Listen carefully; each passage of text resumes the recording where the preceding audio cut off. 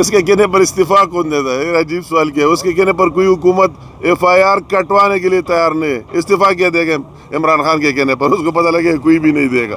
یہ نہ کوئی استعفیٰ دیتا ہو نہیں دیتا ہو, کچھ ہی نہیں ہوگا. یہ نظام اور سسٹم چلے گا. ہم نے مرکز میں دیکھ لیا, اس نے استعفیٰ دے تو کون سا انقلاب ہے؟ پہلے سے ملک بہتر چل رہا ہے. اگر عمران خان کی حکومت ہوتی اور یہ سیلاب آتی تو یہ تو اللہ تعالیٰ کا احسان تھا. اگر عمران خان یا پرائم منسٹر ہوتا اور یہ 3 کروڑ سے زیادہ لوگ متاثر ہوتے تو ان کا کیا حشر ہونا تھا, کیا ہونا تھا؟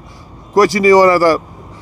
تباہی ہونی تھی. تو میں کہتا ہوں کہ اس کے نالائق رشوتی ٹولہ نکل جائے.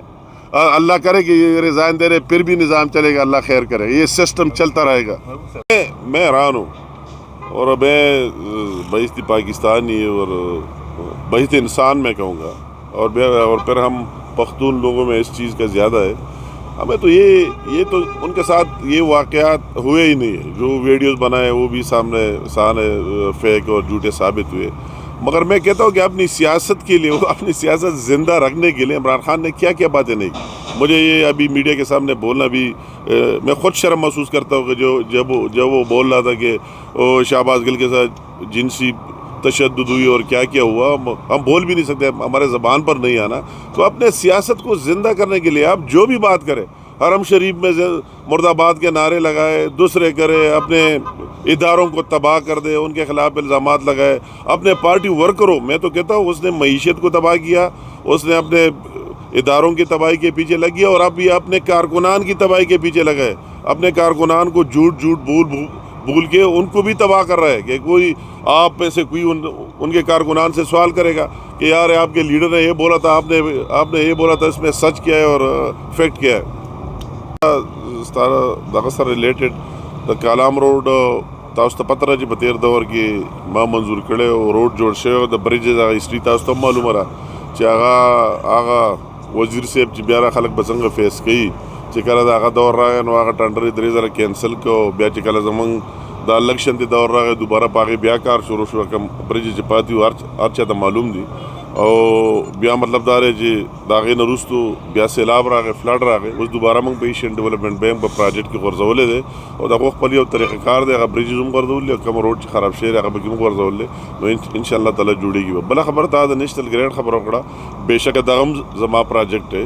الله تعالی احسان دی, موږ چې څه ویلي دي هغه ټول 100%.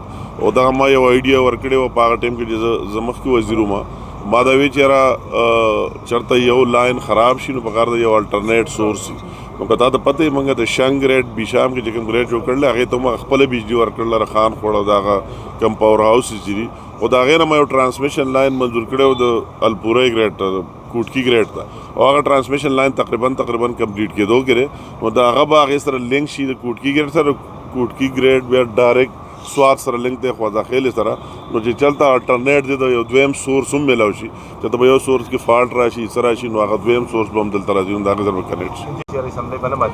بله د عمران خان څه خبره, ګوره د عمران خان خبره خو د سیریس اخیستل پکار نه دي. دا خو مخکې ما څو پورې تاسو دا خو موږ مخکې هم وي او هر وخت به تاسو ته ما وایي چې په عمران خان باندې خبره کول وخت ضایع کول خو څوک را موقع محل خبره کول پھر بات کرنی پڑتی ہے.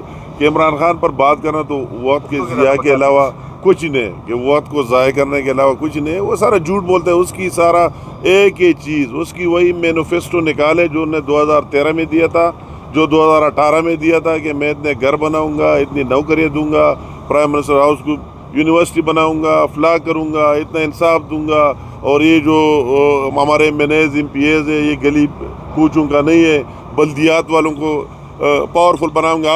آپ بھی خود ان کے بلدیات والے سارے رو رہے ہیں. تو اس کی ایک بات مجھے بتاؤ کہ اس نے جو بولا اس پر عمل کیا. میں یہ بات کروں گا کہ اس کی جو ویکسین ہے, اس کینسر جو عمران خان کرونا سے بھی خطرناک ہے پاکستان کے لیے, تو اس کے جو ویکسین ہے اس وائرس کی, عمران خان وائرس کی, وہ نواز شریف صاحب کے ساتھ ہے. اس نے اس کے لیے ایک ڈوز لگا کے کام کر کے دکھا دیا, اور انشاءاللہ تعالیٰ جب دوسرا ڈوز لگا کے تو سب کچھ انشاءاللہ تعالیٰ ٹھیک ہو جائے. سوال یہ ہے کہ سیاسی طور پر تو آپ لوگ سیاست کر رہے ہیں وفاق میں بھی صوبوں میں بھی, لیکن اگر ہم معاشی طور پر دیکھیں تو پاکستان کی صورتحال انتہائی خراب ہے اور مہنگائی آسمانوں سے بات جو ہے نا وہ کر رہی ہے. تو آپ اس حوالے سے آپ کی حکومت اور چونکہ آپ وہاں وفاق کے ساتھ آپ کی حکومت ہے، تو آپ نہیں سمجھتے کہ اگر 2-3 مہینے یہ الیکشن ارلی ہو جائے تو اس سے مسائل حل نہیں ہوں گے؟ تو یہ اس سے کیا مسائل حل ہوں گے کہ ارلی ہو جائے؟ ہم تو کہتے ہیں کہ آگے جائے، حکومت کو ایکسٹینشن ملنا چاہیے کہ ایک اچھی سمت پر ڈال دیا ہے تو یہ ارلی ہونے سے کیا فائدہ ہوگا؟ ابھی جو میں نے کہا کہ گرے لسٹ سے بلیک کی طرف جا رہا تھا، تو اس حکومت کی محنت سے وائٹ اور پاکستان ڈیفالٹ سے بچ گیا۔ اور آپ بیرونی، آج بھی میں آپ کے سامنے مخاطب ہوں، ہمارا پرائم منسٹر صاحب ٹرکی میں ہے، کبھی ٹرکی میں، کبھی یو ایس میں، کبھی یو کے میں، کبھی سینٹرل ایشین اسٹیٹ میں، رشیا میں، کدھر کدھر وہی جا کے اور پاکستان، سعودی میں، یو اے ای میں پاکستان کا مقدمہ لڑ رہا ہے اور اس کے لیے کچھ لا رہا ہے۔ اور وہی، مگر یہ چیز جو عمران نے ایک چیز بلڈ کیا تھا، ابھی بہتری آئے گی، میں آپ کو کہتا ہوں، اس نے جو عام لوگوں نیشنلی انٹرنیشنلی ایک چیز بلڈ کیا تھا کہ یہ ہوگا، وہ ہوگا، فلاں ہوگا، وہ ہونے والے باتیں ختم ہو گئے۔ ابھی یہ حکومت ہوگا، اپنا ٹائم پورا کر دے گا، اور 1 پوائنٹ کے پاکستان کی معیشت کی مضبوطی، پاکستان کے اداروں کی وقار بحال کرنا اور ملک کو آگے لے کے جانا، انشاءاللہ تعالیٰ 1 پوائنٹ ہم اسی پر چلیں گے۔ میں خود اس میٹنگ کا حصہ تھا، کسی کی ضرورت نہیں، اور اس میٹنگ میں وہی جو چیزیں اس نے لکھے تھے اور جو بھی لفافہ کھول لیا گیا اور سب کچھ ہمارے سامنے ہو گیا، تو وہی اس نے لکھا تھا کہ اس کو استعمال کرنا چاہیے، اس سے فائدہ ہی لینا چاہیے۔ سیاسی جو بھی باتیں ویسے ایک محفل میں ہوئی تھی، وہ نہ کوئی سرکاری باتیں تھے، نہ کوئی اس طرح بات تھی، یہ بات کبھی نہیں ہوئی تھی کہ کوئی سازش تھا اور ملک کے خلاف سازش ہوا تھا۔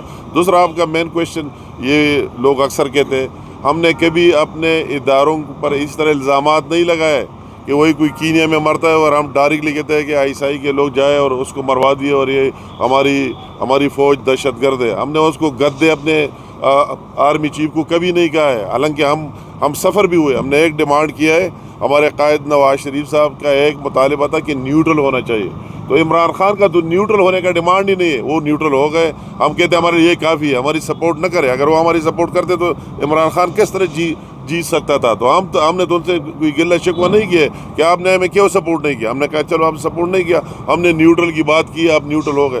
عمران خان کو نیوٹرل ہونا بھی اچھا نہیں لگ رہا تھا، وہ کہتے ہیں کہ نیوٹرل نہیں ہونا چاہیے، مجھے زبردستی بٹھاؤ، سارے میرے ماتحت رہو میرے سامنے۔ اور عمران تو اس طرح ذہنی مریض شخص ہے کہ وہ اپنی پارٹی کو بھی نہیں مانتا ہے۔ میں نے اس دن بھی ایک تقریر میں کہا ہے کہ عمران خان اس طرح نہ ہو کہ آئندہ الیکشن ہو، کہتا ہے کہ اقلیت والے میں بھی عمران خان کا نام لکھ لیں اور دوسرے خواتین میں بھی عمران خان کا نام لکھ لے۔ وہ تو اپنے نام کے علاوہ کوئی دوسرا نام مانتا ہی نہیں۔ ابھی اس کو 10 جگہوں سے لڑنا اور 20 سے، جب آپ کی پارٹی ہے، آپ کے لوگ ہیں، تو آپ کو کیا ضرورت ہے؟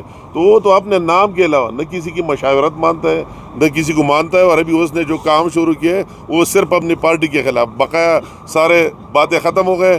تو جس طرح معیشت کی تباہ کرنے کی کوشش کی، جس طرح اداروں کی، وہ تو اللہ نے خیر کیا۔ ابھی اس کی باری اپنے کارکنوں کو تباہ کرنے اور پارٹی کی اس پر لگا ہوا ہے۔ اس میں اس کو ضرور کامیابی ہوگی اور وہ کام کر رہے ٹھیک ٹھاک۔